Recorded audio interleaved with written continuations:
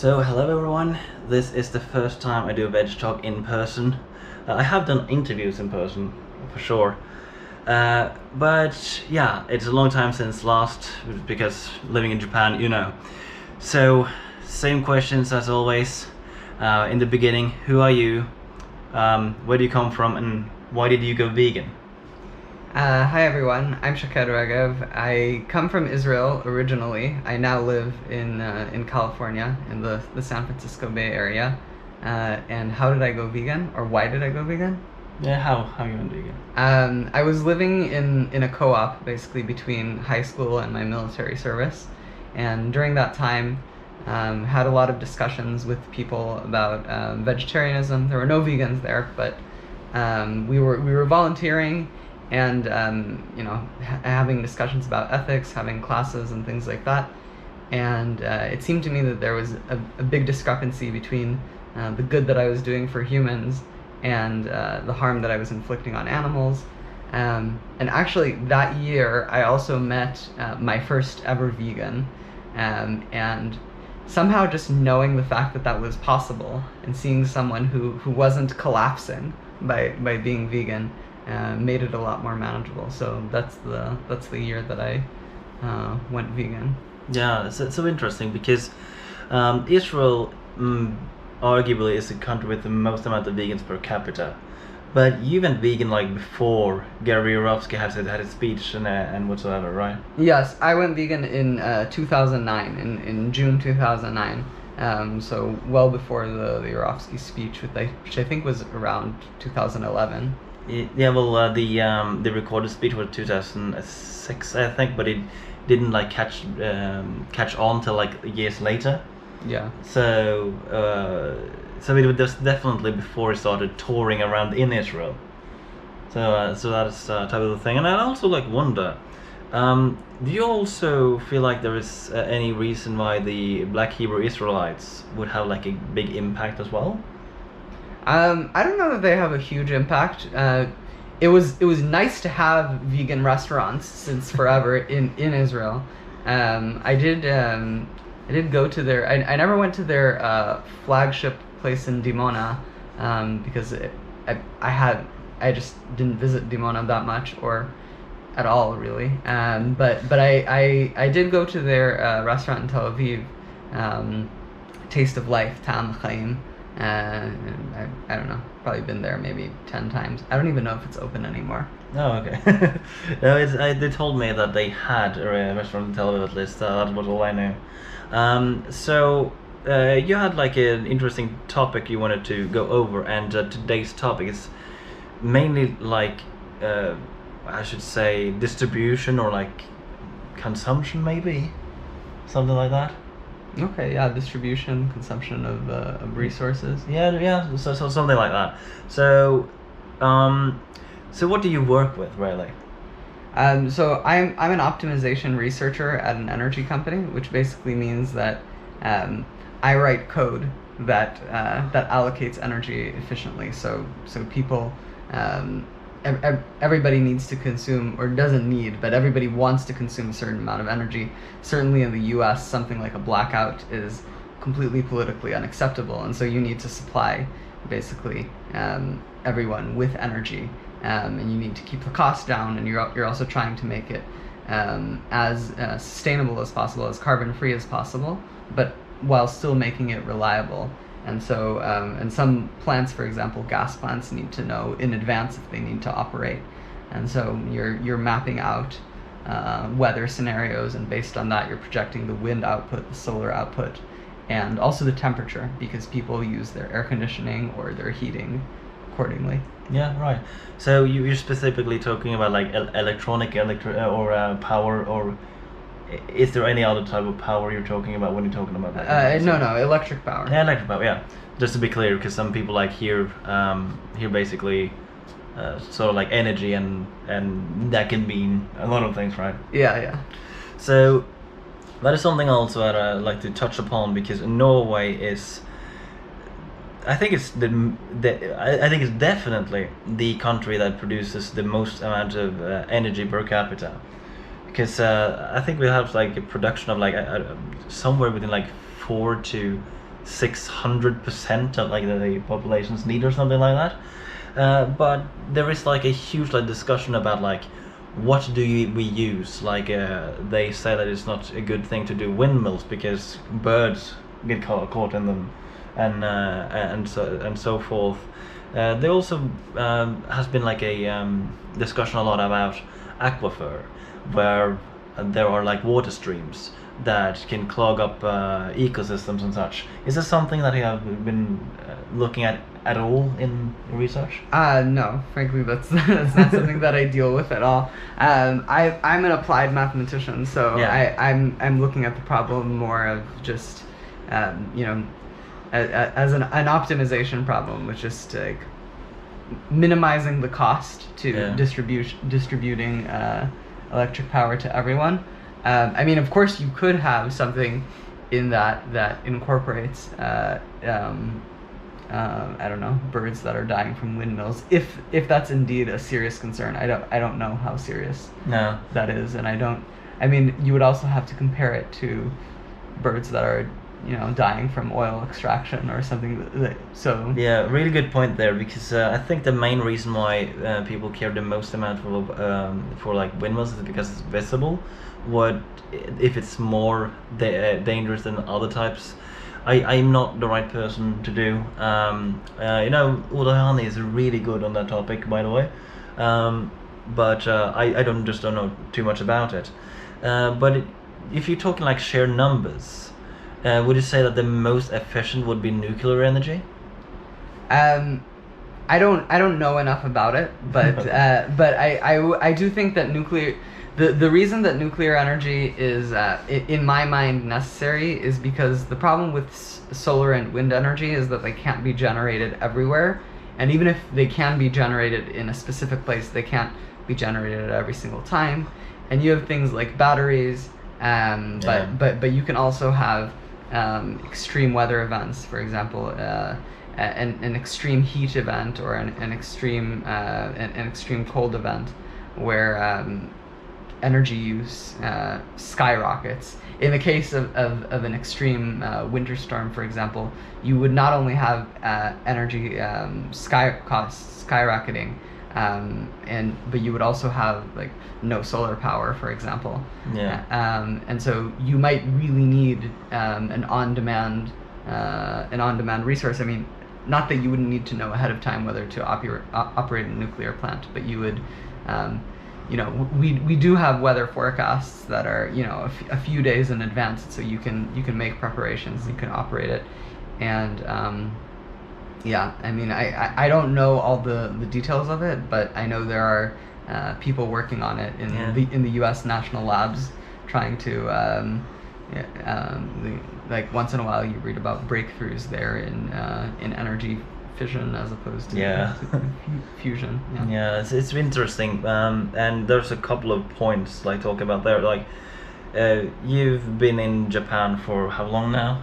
A week and a half, almost two. Have you noticed how many solar panels you see all over the place? I haven't noticed solar panels, but Okay. but maybe I just wasn't looking for them, or I don't know their shape.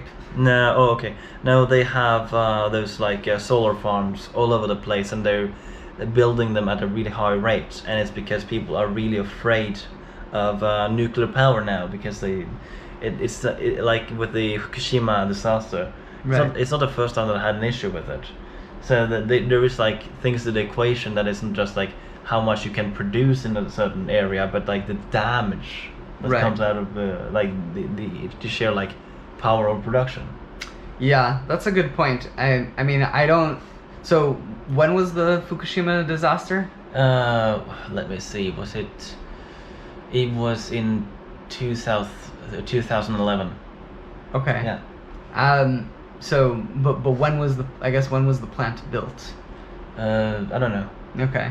Well, I do know that safety standards have increased substantially since, and I know that China, for example, is building a lot of nuclear power. In the West, it's actually not being done at all. There's a few nuclear reactors that are pretty old in the U.S. And they do supply power, but it's a relatively small amount. But I know China is figuring out a way to do it. So Yeah. I trust that it can be done. You obviously have to do it safely. I'm not sure if they do it now, but there were some Norwegian researchers looking at using thorium instead of uranium to produce energy. I'm not sure if they cracked the code, but the thing is that it would be radioactive for a much shorter period of time, for example.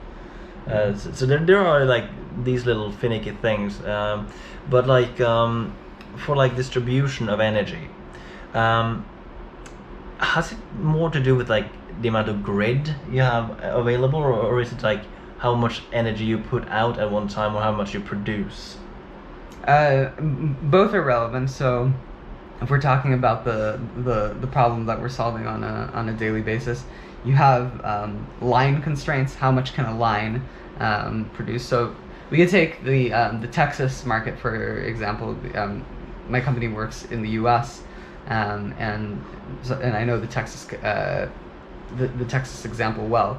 So West Texas has almost no people, actually. Yeah. Although there are so many people living in Texas. Yes. Almost everyone who lives in Texas lives in East Texas, and you can drive for about 8 hours and barely encounter a soul. But that area is full of wind farms. Yeah. So basically you have a lot of energy being generated in West Texas. No one really needs it. There's some industry there, but it's nowhere near the amount that East Texas needs. So in that specific case, for example, the line constraints can be limiting, and you have to find ways to generate it in the city, or at least closer to the city. But yeah, I mean, you also have challenges with solar only being available during certain times of day.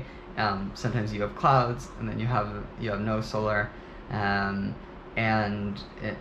wind is also, sometimes you could just not have the wind that your forecast predicted.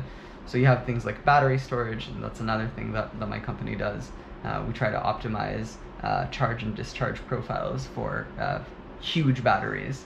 Have you looked at like the system in Bhutan? No. No. So I think the country is the only one that is classified as carbon negative.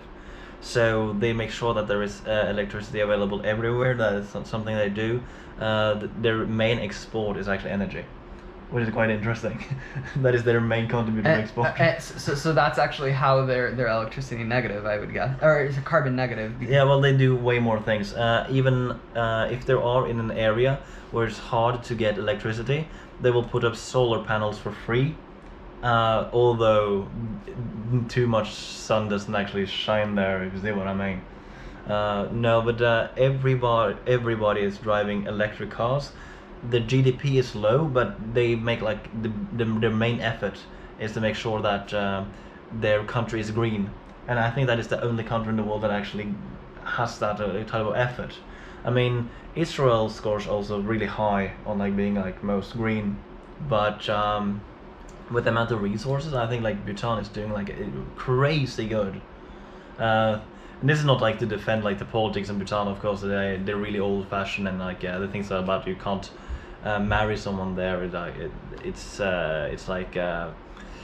like a mild version of those like really crazy countries, if you see what I mean. Yeah. They do some really bad stuff, but they also do some really good stuff. If you see what I mean. But it's definitely interesting. I don't know how the grid works, but I have talked to many people about this, and many in Norway are really negative to electric cars, for example, because they are afraid that the production of energy would be contributing to more greenhouse gas emissions than using petrol, for example. Is this something you have looked into? Well, it really depends on the energy mix. Yeah. In the grid. So currently in California, at least on a sunny day, actually California has mostly sun power, and there is some wind power coming from the coast, but from off offshore wind farms. But on a sunny day in California, your carbon emissions are zero if you if you turn on the lights in the middle of the day. So depending on when you charge your car, it could be completely zero. There could be other concerns here. For example, what goes into mining the materials, the cobalt, for creating the batteries. What happens to the batteries after after they're no longer useful? That is frankly not something that we know, because electric cars haven't been in production long enough. But if you're talking just about those 100 kilometers that were either on a charge or via gas, no, it's clear that it would be more efficient electrically. And my understanding is that depending on exactly how the energy is generated, I mean, it's even more efficient with if you're using gas. Now, if you're using coal to generate the electricity versus petrol to fuel cars, then it's probably the petrol that's winning out. But that's pretty rare to have a majority of your electricity generated by coal these days. Yeah, and I looked into like some systematic reviews of this, and they said that coal in itself would not contribute to more unless you are driving in a cold climate. And that's also like something in the equation that I find really interesting, actually. But on the hand of like, well, because you'd be using the heating in an electric car. So I guess using the heating or air conditioning in an electric car would reduce the amount that you can drive. No, you burn more because it's colder. That is one of the reasons. Yeah. Oh, okay. Yeah, but the heating wouldn't matter that much. It would be in the equation, but it's sort of like you've heard the argument that you should eat local because it takes so many emissions to fly all the food in, right? Yeah. Yeah. Do you know how like 99% of all food is being shipped? I didn't know that it was quite that high, but it doesn't surprise me. It's by either boat or lorries. So actually, if you look at everything in the equation of like how much is needed for different things, here you have production, here you got like the manufacturing and like different parts, and on the top is this tiny little thing that is called Shipping. Shipping, yeah. And it's just so monstrably little. So no, I don't believe in reducing my meat consumption. It's way better to eat like local meat. And it's like, yeah, you did a really good job there. Yeah, it's just this is just. Well, I mean, I think people try to make the change that they're most comfortable with, not necessarily the change that will make the most impact. A classic example is the plastic straws and the fish. Clearly, stopping to eat fish will help fish more than plastic straws. I mean, not saying that you should use plastic straws. You really shouldn't. But yeah, stop eating fish. Yeah, I saw this video and I had to comment on the same thing as well. So you go to Starbucks, they have a paper straw in a plastic cup. It's like, so people complain about the paper straw, so why not start with a paper cup and a plastic or a plastic straw instead? It's like it's sort of like fashion, if you see, like it is fashionable to care about straws, if you see what I mean. Let's hope it becomes fashionable to be vegan. Yeah. many actually said it was trendy to be vegan. Some also said that when I tried to bring this forward, and said, yeah, I think it's that in the US, they said, but I can't see how that is trendy. I don't feel that it's trendy. I don't know. I guess that there are a few celebrities here and there, but by and large, I would say that the paradigm is still that we can do whatever we want with animals. Yeah. I don't think that much has been challenged, and I think even many vegans would hesitate to be vocal. I mean, I'm also not super vocal at my workplace, for example. I'm the only vegan. There's a few vegetarians, and here and there I've had discussions, but you know, you try to you try to keep things more moderate because you just can't, like, consider that we eat lunch together every day, and so these are already people that I've had, you know, hundreds of lunches with, and I haven't even, you know, been at the company a year. So you haven't made the pledge, all right? No, I haven't made the pledge. I've heard about the pledge. We can talk about the pledge. I think the pledge is stupid. And I can explain why. So first of all, I think the pledge comes from a place of privilege, and especially so there's the version of the pledge that says that you can't even eat at a restaurant that's not vegan. Yeah.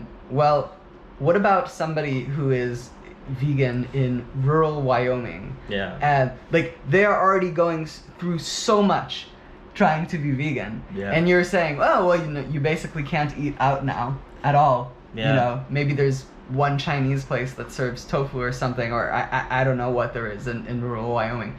But I mean, I did find actually Chinese restaurants in Wyoming, and I even found a vegan pizza in Montana, and it wasn't a fully vegan place, but that's my point. Like, so it's incredibly privileged, and this is in the U.S. I mean, what if you're vegan in you know, I don't know, Saudi Arabia or Colombia? So yeah, well, I think I have better examples there. I think you should go to like the less privileged countries in like what's it called again, in I lost it. In Africa? No, I thought of Africa first, but I'm thinking in like the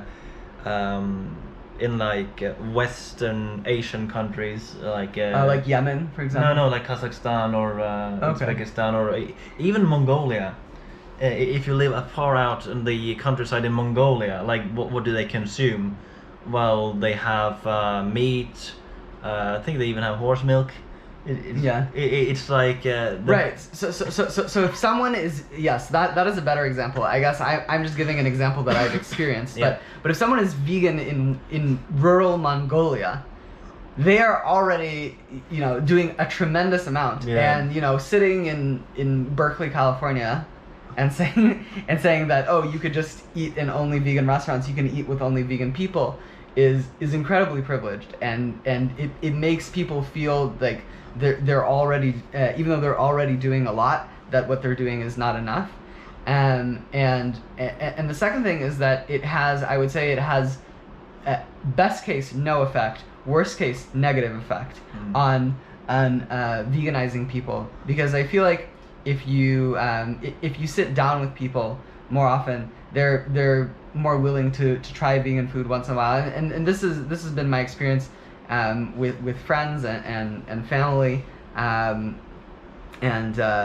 even partners. Like, on balance, interacting with non-vegans makes them more vegan, because they will, you know, like, maybe today they will eat vegan because, you know, you sat and ate lunch with them. Maybe they'll go with you to a vegan restaurant, and tomorrow you'll go to a non-vegan restaurant, and you know, they'll have something non-vegan and you'll have something vegan. Yeah.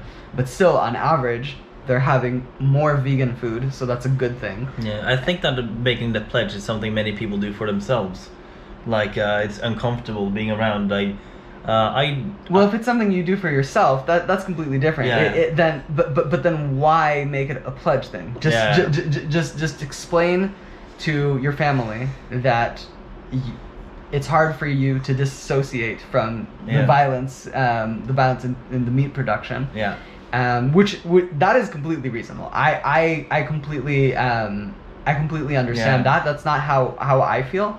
But it's totally valid. But I think the pledge, it just sounds weird. It sounds like it's part of a cult, instead of just saying, this makes me feel really uncomfortable because when I see you eating meat, I am thinking about the animal that died for that, or whatever. Yeah, you don't think we're a cult? Haven't you heard of Leguminati? Leguminati? Yeah, no. Well, we have like the Shanghai, the leader of the Loving Hut restaurants, that is definitely a cult. but that is vegan technically. But I find like I refuse to eat around the table with animal products on Christmas now. It's just it started being like more and more uncomfortable every single year. And I'm not sure if you had this, but when I first went vegan, the first few years, I don't think there went a month by without people shoving their food in my face. Like, don't you Yeah. want this? Yeah. Yeah, I mean, people are annoying about it. I mean, I think with those people specifically, you can refuse to eat. That makes sense to me. Yeah. But I mean, I think it's also totally fine if you want to refuse to eat with people who are eating meat. But what I'm against is shaming people who don't make that decision and somehow equating it to an ideological decision, and making them feel that there's somehow there's like an asterisk on their veganism because of it. Yeah, but I think there is a time in history where doing the pledge would be reasonable, but that's when there is a vast amount of, like, a meaningful amount of vegans in the population. Then I think there might be a reason to do the pledge. Yeah. Yeah, but right now I just don't feel like the world is ready for it. You see what I mean? Yeah, I mean, I think that's a good point. There are certain things in the vegan community that people are trying to, like having a pledge in a world where, or not even if you look at the entire world, even if you look at, you know, many Western countries, they don't have, you know, even 5% vegans. But certainly if you look at the world, right, it's over 99% carnist. Well, maybe you have people who are nominally vegetarian, but it's not necessarily for ethical reasons. Yeah, I don't think the world is ready for it. And in fact, an interesting thing that I wanted to bring up is that PETA, the animal rights organization, they came out a few years ago with all these things that you can say instead of like idioms or metaphors that imply violence to animals. Like, instead of kill two birds with one stone, you say feed two birds with one stone. Yeah. And now all of this is very nice, and we can say it in the vegan community, but it's kind of backwards. Like, expecting people in a world where they eat birds to, like, say feed two birds with one scone is kind of weird. I don't think I don't see why they would do that. So one example that I can give from history is that today, for example, it's unacceptable to ask someone if they're out of their cotton picking mind. But imagine a world in which slavery existed, and somebody told the slave owners, "You can continue owning your slaves. Yeah. Just don't Don't say, say that are you thing." are you out of your cotton picking mind?" Say something. It's ridiculous. Yeah. Like it's trying to like do the final steps before the much more urgent steps. Yeah, I guess that is an interesting point to bring forward, and in the way of people not being ready for it. In Norway, the viewpoint of veganism is very.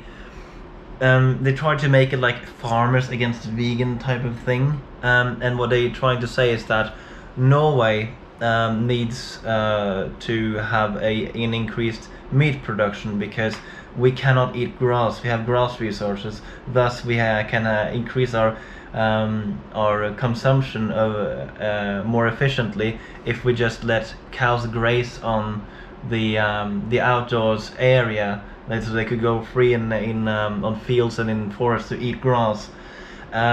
What is your first thought on that? I mean, I don't know enough about about Norway at all. I've never been there, and I haven't studied the country. It is possible, I guess, in a certain situation where, you know, nothing else could grow. Yeah.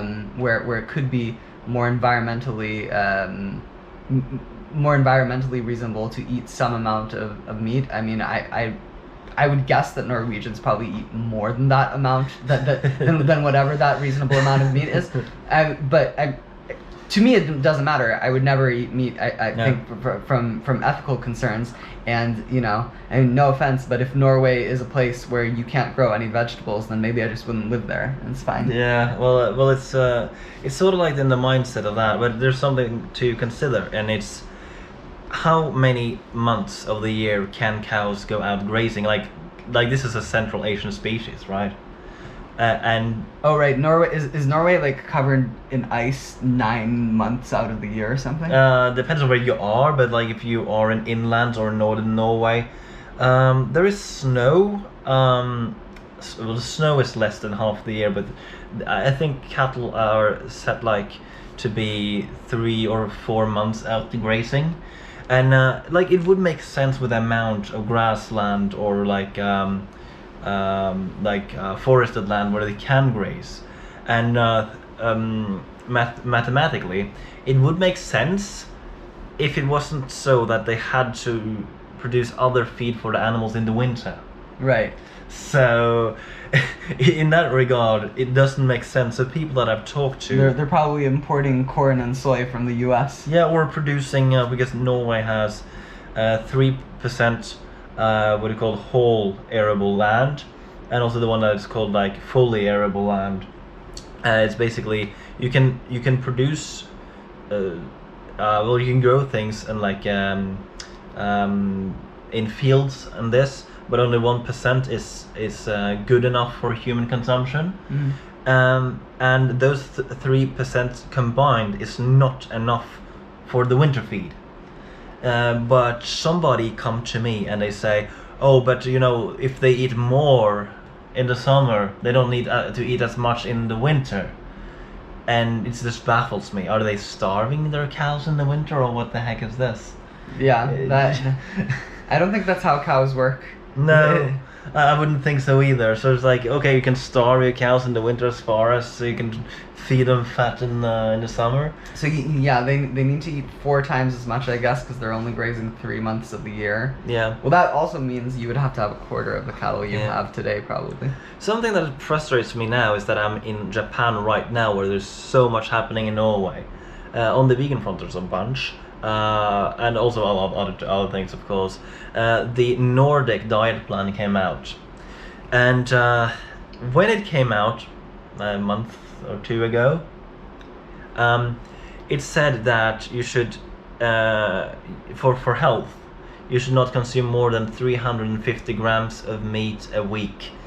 The EU came out, I think, only a week ago, or a little bit more than a week ago, saying 300 grams.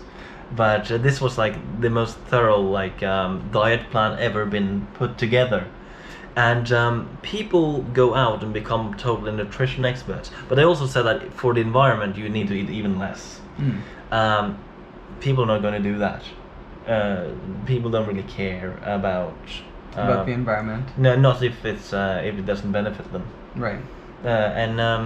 And this is something that I told you earlier, is that Norway is one of the countries that denies climate change the most.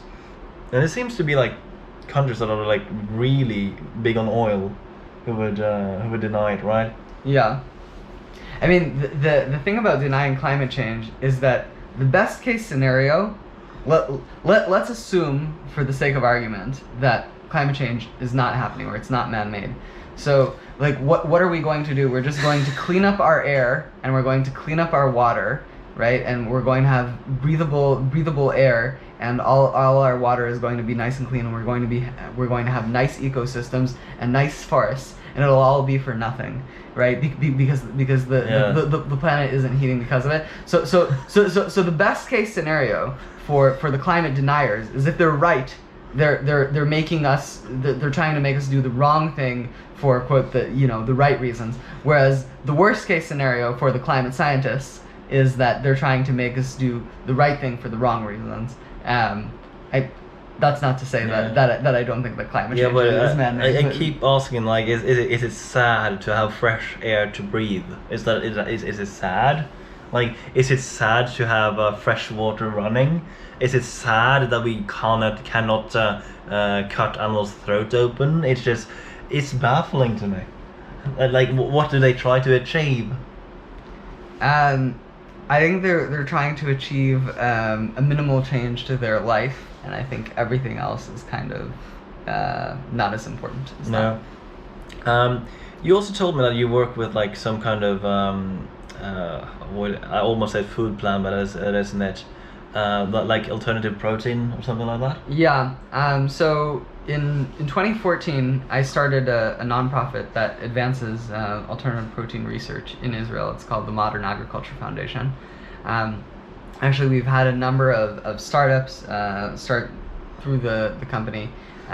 We now have an accelerator, and basically, I'm a professor in an online course at Ben Gurion University in Beersheba, Israel, and I lecture about alternative proteins there. I'm not a scientist in the field of alternative proteins, but for example, I was an author on a book about how. Well, the book was in general about cultivated meat, but the chapter that I co-authored was how basically the UN Sustainable Development Goals will be further achieved by promoting cultured meat and meat alternatives, and I was focused specifically on the ways that it benefits even the goals that are related to humanity, which is not like, you know, obviously animals and climate change. Okay, that's clear. But even ones that are strictly related to humans. So I was a co-author on that chapter. So for example, I presented that at the course, and then I brought guest lecturers to, you know, talk about the science. Yeah. So many people get angry when they hear about cultured meat, for different reasons. But first thing to note, like. How is the research consumption in the production of cultured meats? The research consumption? No, sorry, the resource consumption. Oh, the resource consumption. Yeah. Yeah. So I will say, even though I've been in the alternative protein field now probably over a decade, I will say that cultured meat is not the most efficient way to create meat alternatives. And in fact, meat alternatives are also not the most efficient, like plant-based meat alternatives are also not the most efficient way to create meat alternatives. We already have legumes. I mean, the problem is that people won't really eat them. So I mean, most Americans don't even know the word legume. And wouldn't be able to tell you what it meant even if you told them about it. We're talking about beans, lentils, that type of thing. Yes. Soy is one type of bean. It's very well. It's very often used. But so the question is, you kind of have the spectrum of how ecological a product is, how unprocessed it is, which typically, you know, what happens, for example, if you make a Beyond Burger, right, you're taking only the pea protein, right? You're not, like, they take only the pea protein, they extract it, they don't use the rest of the pea. Anytime you're making a processed food, you're throwing some stuff out in the process. Yeah. And so you have a spectrum where, on one hand, you have maybe things like just straight up legumes, so beans and lentils, and then as you shift, you have maybe things like tofu, tempeh, seitan, which require a little bit of processing, but there's not that much lost in the process. And then you have, you know, things like Beyond Burger, Impossible Burger, and all the way on the other end, probably vastly separated from the others, you have cultured meat, which I mean, today is not. I think you can buy it in Singapore technically. I don't know if anybody is watching from Singapore. Let me know if you've actually been able to buy cultured meat at a supermarket or even a restaurant. But it's, yeah. So the thing with cultured meat is, because it hasn't been produced at mass scale yet, it's hard to compare. and see for a fact how it would end up compared to conventional meat. I will say based on preliminary research that's been done, which mind you requires a lot of number extrapolation, it does seem like it would substantially save on water. It would save about 80 to 90% of the water. It would save a lot of land. It would save save over 95% of the land.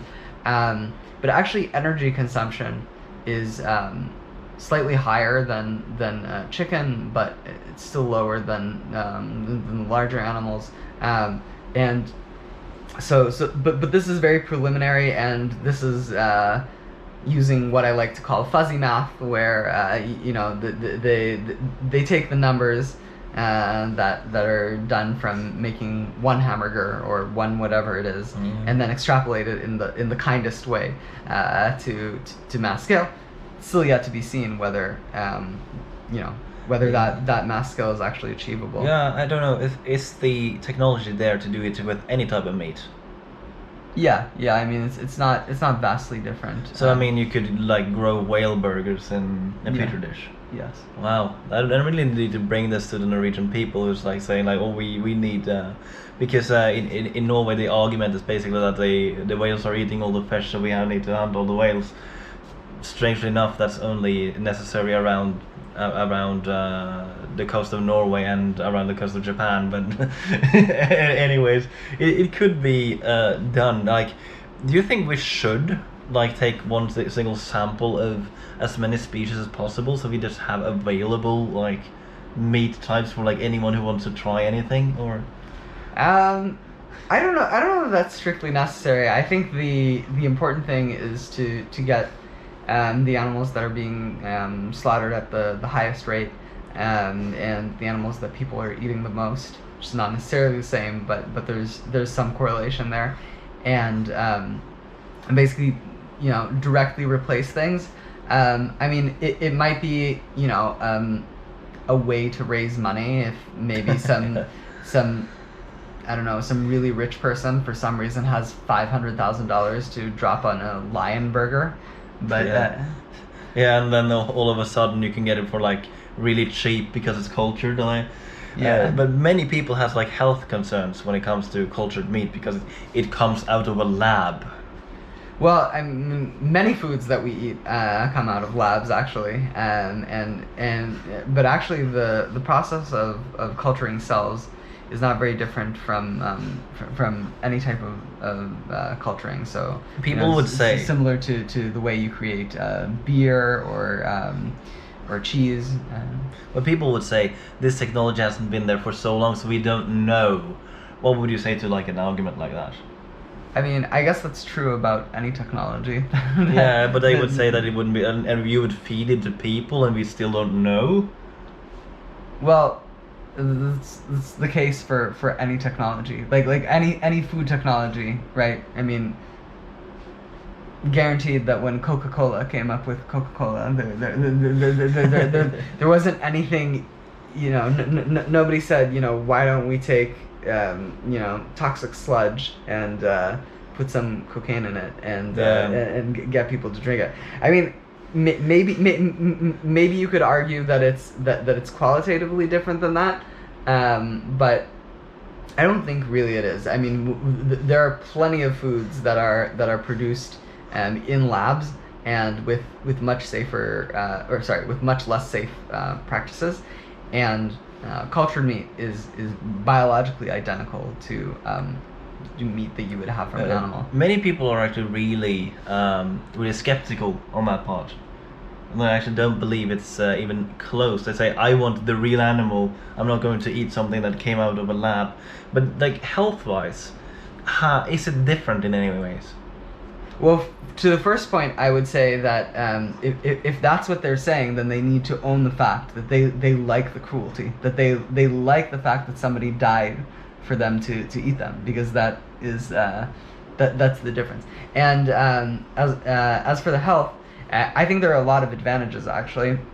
So there's certain research avenues about this, but currently, at least, some antibiotics are being used in the process of cultured meat, but much less than are being used in conventional meat production, and it is something that they're looking to remove completely.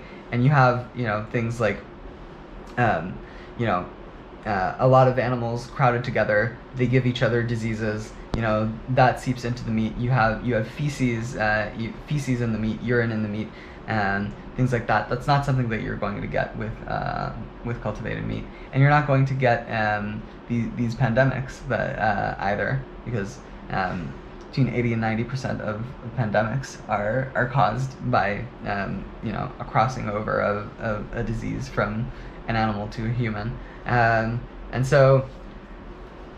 So that's on the negative end. I would say that the most of the negatives are gone, and on the positive end, yes. I mean, what is meat but a collection of cells? If you can have that, then that's everything. I mean, I think I'm not so much worried about on the nutrition end. I think that's pretty easy. You can mix some muscle cells and some fat cells, and probably get very similar to what you have certainly in a burger, but also not in a burger if you're also only talking about nutrition. I think the mouthfeel is probably a little more difficult because the cells grow in a certain way and things like that, and it's something that we're used to. It doesn't necessarily mean we can't get used to something else. By we, I mean humans. Yeah. I don't eat meat, just there, but there's a couple of things that I want to bring forward. I just didn't know which one to start with, because we have the problem with sea animals and the amount of mercury and PCBs. Would the PCBs and the mercury go over to the cultured meat, because it starts with an animal with, or will you eliminate the mercury at some point if you? No, it's definitely eliminated. Okay, yeah. Yeah, I mean, I don't know the strict process, but okay, consider the fact that worst case scenario, let's say you're growing all the fish meat from one cell, and maybe that cell that you take has the mercury, and even if you can't eliminate it, I don't know the science on this, but let's assume that you can't. But now you're growing, billions and billions of cells. Yeah. From this, so this little bit of mercury is diffused, so it's going to be definitely a lot less than if you ate the entire fish with all the mercury. I do think that that there are ways to remove it, though. I'm not entirely sure about that. I'm not so convinced. So you still have the cholesterol, the saturated fat, the trans fats, and the methionine and such. Well, I mean, I think it's not food for vegans. I think I think not eating meat is better from a health perspective, and it's better from an environmental perspective. I don't think cultured meat will ever be better than eating plants ecologically. So I think if you want to be vegan, I certainly want to be vegan. I think that's great. I think this is mainly something to replace meat for people who want to eat meat anyway, and they are apparently fine with the cholesterol and the saturated fats and all of the rest of it. Yeah. But probably most of them still don't want the antibiotics, the ammonia, the feces, and the pandemics. Yeah. Probably if they can get it without that, they would still prefer it. If you have health geeks who refuse to stop eating meat, would you also say keep to there are this different, but 350 grams of cultured meat a week as well. What in terms of a nutrition guideline? Yeah. Probably. I mean, I'm not well versed in nutrition, and I'm certainly even less well versed in animal based nutrition. So I don't know if these recommendations are more to do with the types of fats and things like that, or that are kind of inherent to meat. Although you can make meat that's less less fatty if you want.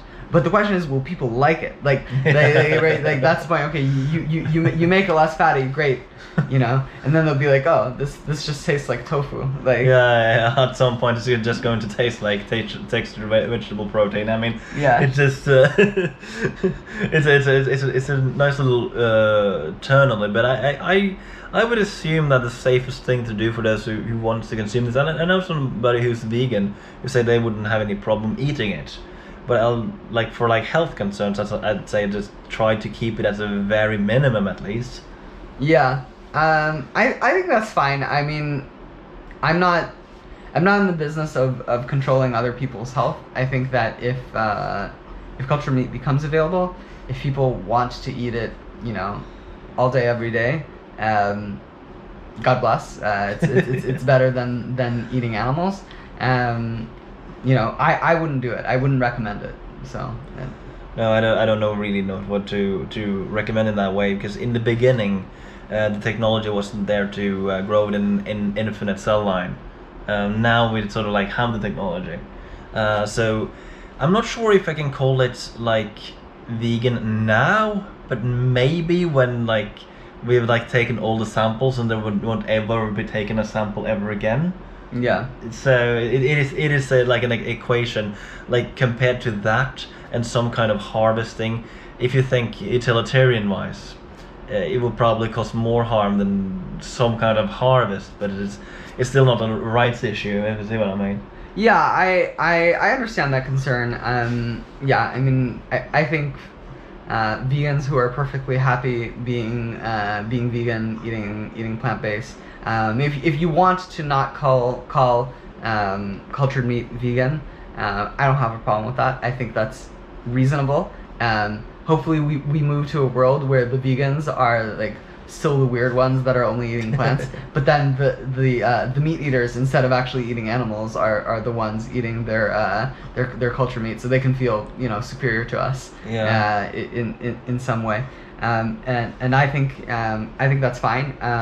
Yeah, I think it's reasonable to not call it vegan. And I mean, you know, it kind of depends on how you define the word, but I mean, veganism is about minimizing the exploitation of animals, and you know, it's always a question of where does the line go. I mean, we've drawn it at the things that are, you know, directly that directly use animals, but you could there is an argument to say that the true veganism is actually you shouldn't eat anything more than you absolutely need, and there are only specific foods that you can eat. I don't know. For example, I've heard that lentils are, you know, very efficient to eat. So maybe you eat lentils, but I don't know. Soybeans are out or something. I think that the established definition by the vegan society is flawed in many ways, because they use the word practicable, but it's the word people confuse with practical. I have no idea what practicable means. No, practicable is also a fishing word again, but it means sort of like in the way within reason as much as you possibly can.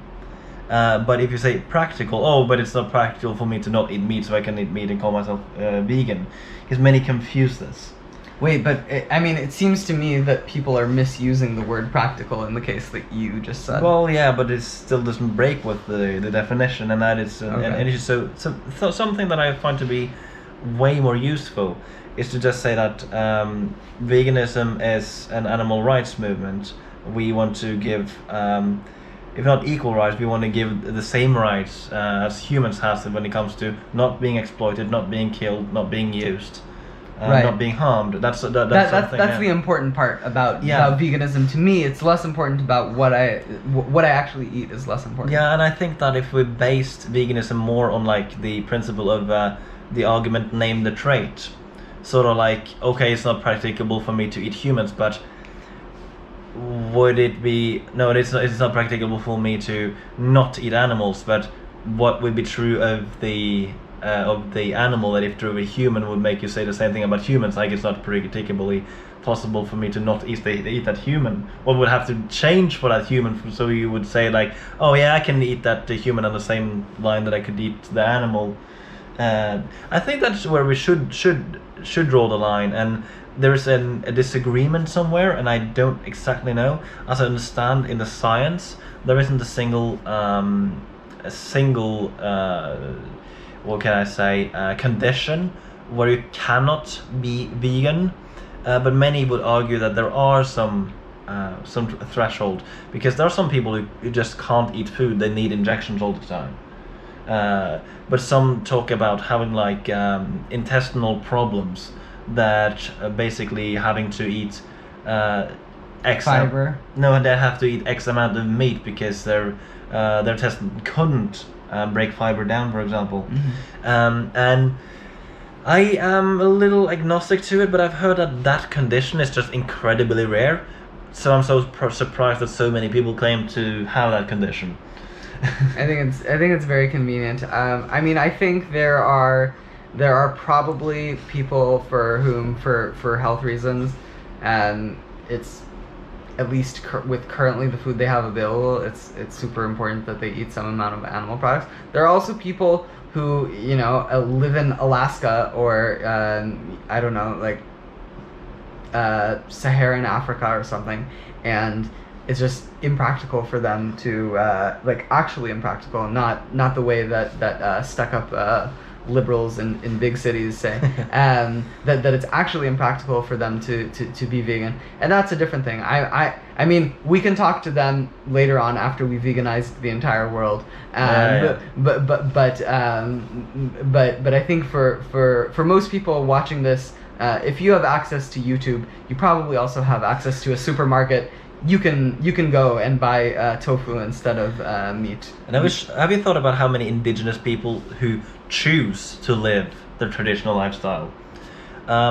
In my opinion, I think they should have an obligation to move away. But many people have some like really interesting little thought that, oh, they should be exempt from the ethical arguments because they are indigenous people. No, I don't think they're exempted from the ethical arguments. I'm just saying that that I focus my energy on the people who the people who I can reach easiest. I agree. Yeah. Yeah, it's just what do you think of that type of argumentation of people who think they should live as they've always lived? I think. Frankly, I think it's kind of racist towards indigenous people because you're saying that, like, oh, they're indigenous, so they can't understand things like morality. I mean, again, I think if it's a practical concern that they don't have something else to eat, then we can make sure that that's the case, and we can make sure that that's not the case, that they have something to eat, something else that nutritious that they can eat. But if it's some kind of thing that's based on them, you know, not understanding ethics because they're indigenous, I frankly think that's racist. Yeah, so it's bigotry of low expectations. Yeah, so this is like a portion of vegans that is like also totally really uncomfortable to talk to. Another one that is also really uncomfortable to talk to are horse girls. You know, you know the type. Yes. Definitely. So they are in the vegan community, but they're totally convinced that they need to ride their horse for the horse to be healthy. It's probably more common in Norway than it is in other places. Yeah, but, it is. But once in a while, you'll need a horse girl in the U.S. as well. Yeah, and the U.S. has multiple horse girls. Like if you go to the northern. But vegan horse girls. Yeah. Okay. Well, there's a lot of. Any. I haven't. Okay. No. There is in the horse girl community, there's a bunch of they say they're vegan, but I wouldn't say plant-based. Yeah, they're at least plant-based, but some of them are activists and they ride horses. So I mean, it is a huge disagreement. It's like sort of it is more of a more sensitive topic than talking about vegan cat food, for example. So it's on that scale. Okay, well. So it's I don't know, on like resource consumption in that sense, some people have sort of said that maybe we need to focus on like not consuming like iceberg lettuce because you get very little nutrition out of the amount of water that you have. So is that something you've thought about? Yeah. This is what I was getting at before with the lentil example. Yeah. I think it is reasonable to consider, like, okay, maybe in a similar way that veganism is like a higher ethical standard than vegetarianism. Maybe there is something that is a higher ethical standard than veganism, and that we can adopt it. I think part of the appeal of veganism is that it is very easy to define. People pretend that they have no idea what something is, but like really everybody knows if something comes from a plant or an animal. Yeah. Where and so I think that like part of the if we were to make a higher standard, part of it would have to be that it would have to be very easy to define. Like, it can't be something where I have to look on Google and it says, oh well, actually it looks like pinto beans surpassed lentils as like in the last study as more efficient. So I guess I'm ordering the pinto beans today.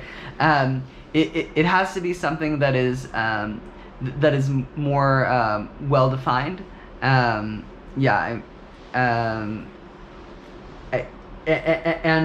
that I feel like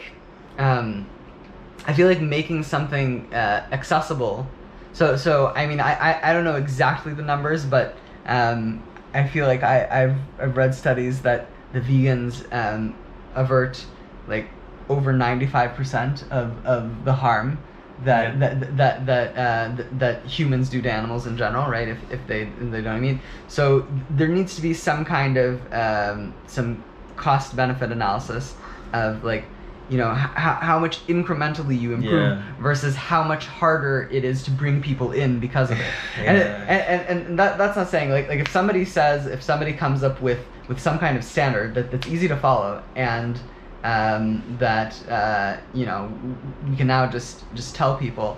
And I mean, like I said, I needed to meet my first vegan to know that it was possible. So if you are a person that follows a stricter diet, and you have an explanation for why it's more ethical, then I would like you to tell me about it, and I will consider it. And just tell me not only about why you think it's more ethical, but tell me how you managed to do it in practice. And I mean, I think I would do it, like, if I thought that I could. Yeah, it's an interesting point there. Many people use this argument against vegans all the time, like, oh, but do you eat avocados, or do you eat almonds? And I'm thinking, okay, I thought to myself after many times, okay, let me just not eat avocados as often. So I count how many avocados that I eat every year. And I make sure that I eat far less than the average carnist. So avocados. Okay, how many avocados do you eat on a regular basis? Oh wow, I've eaten 3 avocados this year. It's like interesting. Yeah, I mean, certainly. But if you look at the footprint on avocados, I don't think it was even listed on like the chart for like different food types, and like how much they consume. I think it's just seen as a luxury. I don't know that necessarily it consumes a lot of resources, relatively speaking. I mean, the food that we consume, relatively speaking to a lot of other things, actually consumes a lot of resources. Any food. Yeah, and almonds are even like carbon negative, because the trees that they grow on, like, they produce more oxygen than it takes to like produce the it's nuts are also in that category where they are carbon negative. So that doesn't even make sense to me. But if you were to look at things that are plant-based products but are also like high on the scale, let's say I think chocolate was really high, so was coffee, and so was rice. And why people don't confront vegans on chocolate, coffee, and rice is blatantly obvious to me. It's because the carnists eat tons of that themselves. Right. I mean, I actually don't drink coffee, but I think, and I hardly eat chocolate, so probably doing better than most carnists on that. I do probably eat a lot of rice, especially in Japan. Didn't eat a lot of rice. I mean, avoiding rice is a next level for almost anyone. Right. Yeah. I mean, yes. Especially for vegan, there are many places where that would leave you with almost nothing. I mean, Yeah. I think in Japan, there's probably one restaurant that I can remember that I had vegan options with no rice as an option, but. Oh, in many places you can get that, by the way. Oh, maybe you just order something because most dishes just come with rice. Yeah, I mean, like if you go to Mossburger, they don't even have rice. So, I mean, Oh, I guess that's a good point. You get a bit of burger. Is wheat considered efficient? Yeah, Okay. yeah, it is. It isn't considered the most healthy because it's high in calories, for example, but it's considered relatively efficient. Okay. Rice is like lower than both coffee and chocolate, but they are like higher up than I think higher up than dairy on like amount of resources they. Right. I mean, and also they don't really provide any nutrition, right? You could just get a good night's sleep. You don't need. Yeah. coffee. I mean, cocoa beans actually has a lot of nutrition, but yeah. But when it comes to coffee, I don't really know what you get out of it. It's just really weird to me. I know that some things just need more resources for less nutrition, for example. It is an interesting question of what we should do, but I guess like the first priority would be to eliminate animal products for mostly for ethical reasons, but also we don't really have a choice that it doesn't matter anymore, almost. Yeah, I agree. Yeah, and this can go on to other things that they bring forward too. So I wouldn't imagine a carnist going up and confronting a vegan about like, oh, hey buddy, you're a vegan, you eat chocolate, but do vegans eat more chocolate than the average population? Probably not. I mean, just in the sense that you have access to much less chocolate, right? Yeah. Right? Because you're only going for the non-dairy types. I mean, you basically like any time that somebody offers you chocolate, you're usually not taking it. So it's usually something that you would buy for yourself. You know, all these free chocolates that they give out. You're not eating it. Easiest to get chocolate in Japan would be this one, I think, the Ritz biscuit with chocolate. It's just accidentally vegan. Okay. Yeah. By the way, in the U.S. we would call those crackers. Yeah, you would call them crackers. Yeah. They're not bits. Yeah. They're not biscuits. But we would also call it's also a derogatory word for white people. But it's it's acceptable to use. Yeah, you wouldn't call those cookies. No. No, okay. Yeah. We would call them crackers. Yeah, chocolate filled crackers or something. Yeah, I'm a cracker. So it's yeah. So it's just baffling to me that they would bring that forward. At some point, I just imagine that I would just avoid chocolate at some point. I don't drink coffee, so that's a given. But that wouldn't be a vegan point, in my opinion. Yeah, I mean, yeah, I think it's reasonable to. Yeah, maybe that is actually like a maybe that is like a reasonable line. Like if someone were to say, you know, I want something that has higher ethical standard than veganism, then you could draw the line at some luxuries. I don't really think you could draw the line at rice. That is like frankly very impractical in many places in the world, but maybe in some places in the world it is practical. But certainly things like coffee, chocolate, processed foods in general, you could probably do without them. Could we go down the rabbit hole of like when it comes to research consumption and insects?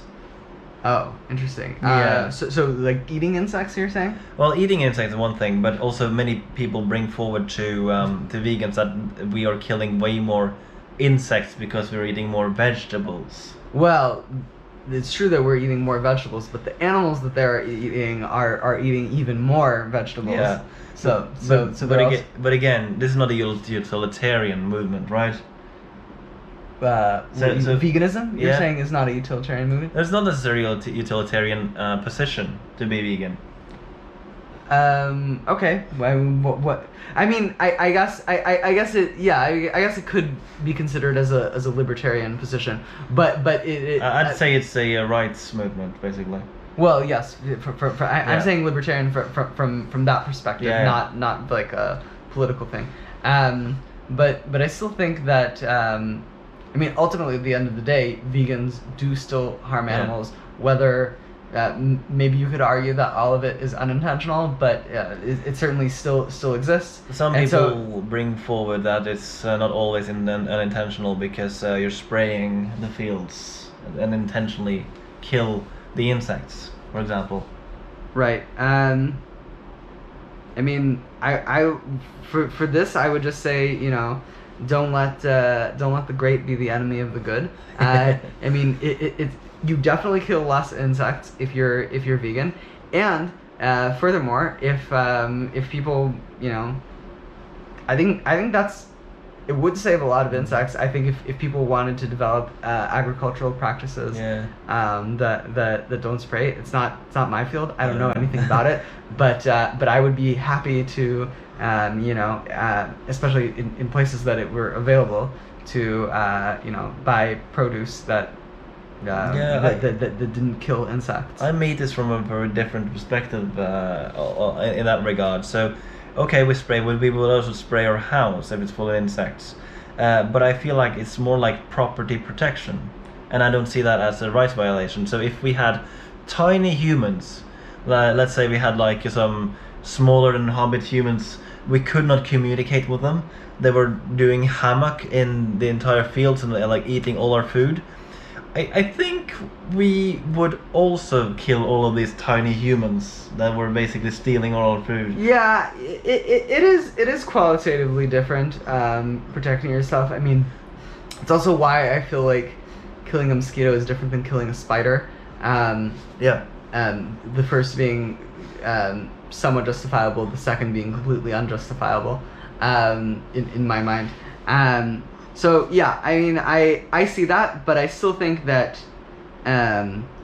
whether you are technically justified in doing something, doesn't necessarily mean that you should do it. If there is a way for us to avoid these tiny humans in the fields, dying, it's definitely better. Yeah, I've gotten this follow-up questions, no follow-up argument to this type of things, and they said, oh, but this isn't property protection because humans took away their home by creating the fields, and that is like that's a valid point. Yeah, it's murking up the waters a little because it's like we need food, right? It is a self-sustaining type of thing, and many people would call it moral to hunt for food. I wouldn't call it moral, but I would say it's really hard to judge someone. Yeah, I mean, I would not judge someone who has no other way of surviving, rather than or except hunting or fishing or something like that. That's why I'm saying that if you're watching this on YouTube, you're probably not one of those people, so you should go vegan. Yeah. but for those people for whom that's actually the case, I'm not going to talk to them about veganism. No, it's just I like to argue better, learn how to argue better, because that is a spot where I feel it's hard to like find a good question against. It's like, how do I put this in a human context? Oh, I took away some humans' territory because I needed to survive. It's just I find that is like the one of the, well, it's not a really good argument, but it's one of the hardest argument to pin down, because now we're just talking about like resource consumption and our society as it just develops. Okay, I mean, I guess you're very cleanly leading us into voluntary human extinction. not necessarily, but I feel like I want to have a really good response to that specific argument, that we're taking up space where animals used to live. The only I mean, I think it's a true argument. I don't know that there's a good response to it. I mean, except what I'm saying, that like the only other thing that you can do is basically not live. what Vegan Gains says is that I don't see any proof that more animals are dying in the same amount of plot of land in forest than and on fields. And that's true that it's true that in the forest many animals But die. I feel like I want a better argument than that. It is a fair point, but I don't find like a really hard push argument to put forward there. I can let you know if I think of something. Yeah, that would be really nice. Before I had a little bit of a fishy thing when running Name the Trait, and it has to do with when someone used to be human, but then they were their mind was transferred into a deer. So somebody had the trait that the ones that has a right to life is a mind in a human or originally from a human.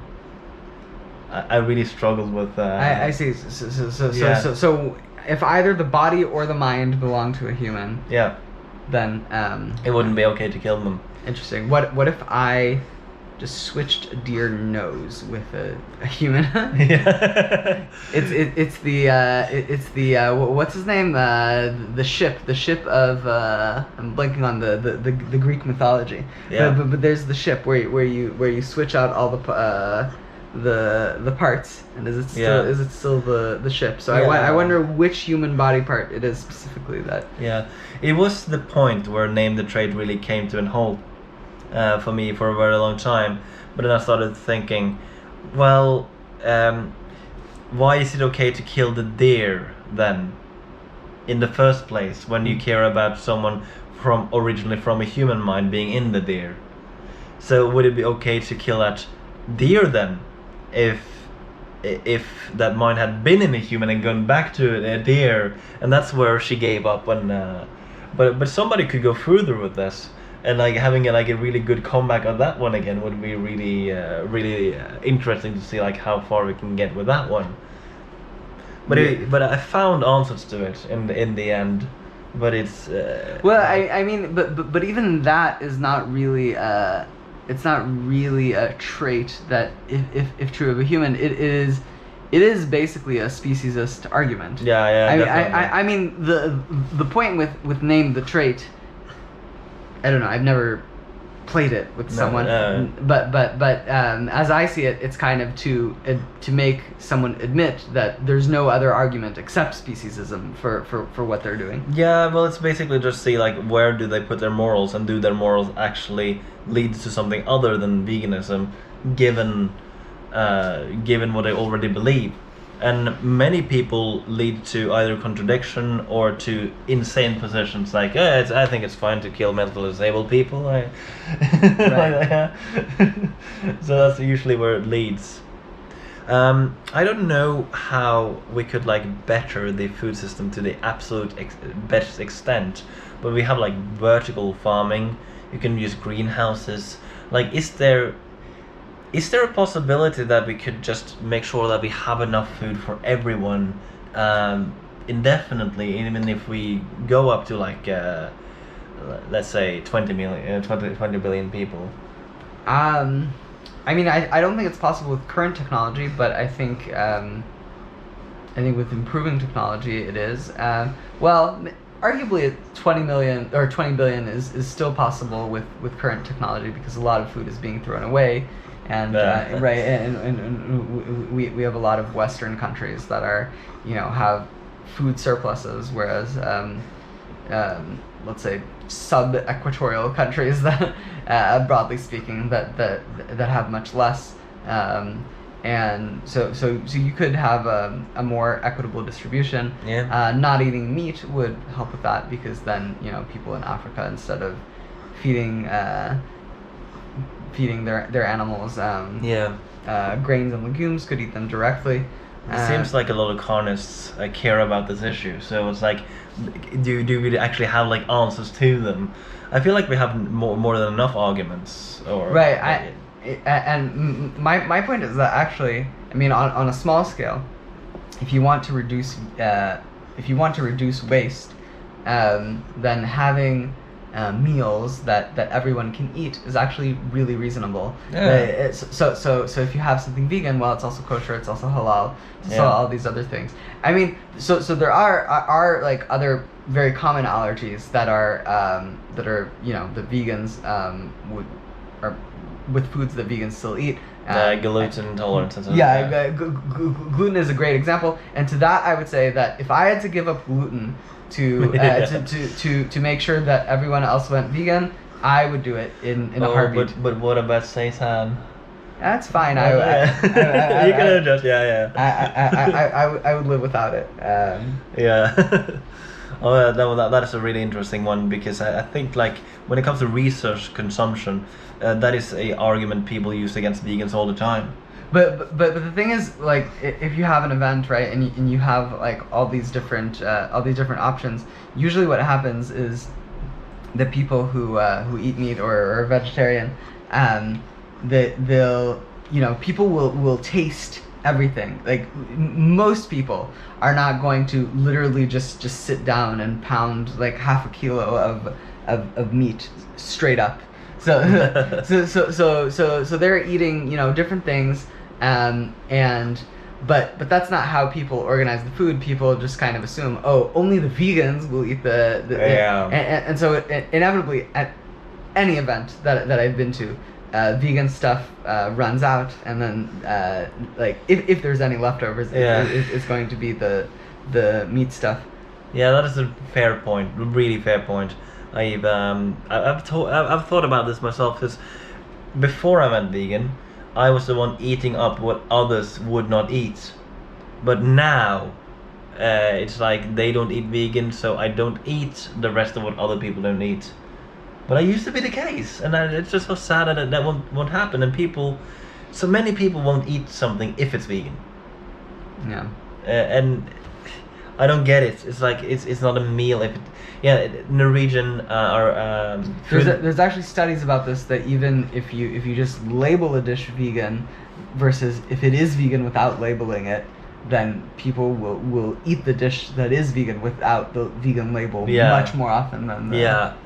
There is a lot of dishes in many different cultures that just doesn't contain any animal products. People eat them all the time. There was this lady on this group where she complained about this article saying, oh, we had this vegetarian dishes in Norway. We had the vegetable stew and the rice porridge that Norwegians has been eating all the time, and she was, no, those dishes are not vegetarian because they are older than vegetarianism. They are older than yeah, they're older than vegetarianism. It's just people have some really fun ideas, because she says, I never eat anything vegetarian. I don't see how it could be older than vegetarianism, right? I mean, no, but like, let's assume it was older. Yeah. I mean, but we have like Renaissance people even who are documented as being vegetarian. Yeah, like even Leonardo da Vinci lived vegan. Yeah. How he did it with B12, I have no idea. But yeah, ever since a child, he did not consume animal products. He even talked up against honey production. It's just, yeah. Is there more topics you want to go over? No. I mean, I could go over a lot of things, but it's also pretty late. Yeah, it is. So yeah. Also, keep in mind, if there's another topic you want to bring forward later, we could do another VegTalk. I always say this, but I never had a guest on twice. Okay, maybe next time in Wakayama or something. Yeah, I'm like, well, that would be like you and two times in a row. The majority of the times I do this over like video call and such. Oh, I see. Yeah. I could do it over video call. Yeah. And just tell me if there is any links you want me to link down below. Yeah, you can link to modernagriculture.org. Yeah, so that will be down in the description. Thanks for everyone watching, and also keep in mind, if somebody else wants to be on, and if you're vegan, everybody are welcome. Like, I think I've only had one person that has not been on that said he wanted to be on, other than people that I already has like planned to have on. So yeah, everyone are welcome, even people that I strongly disagree with. I can go over a topic. It doesn't have to be a debate in that regard, but we can talk about it. So see you next time.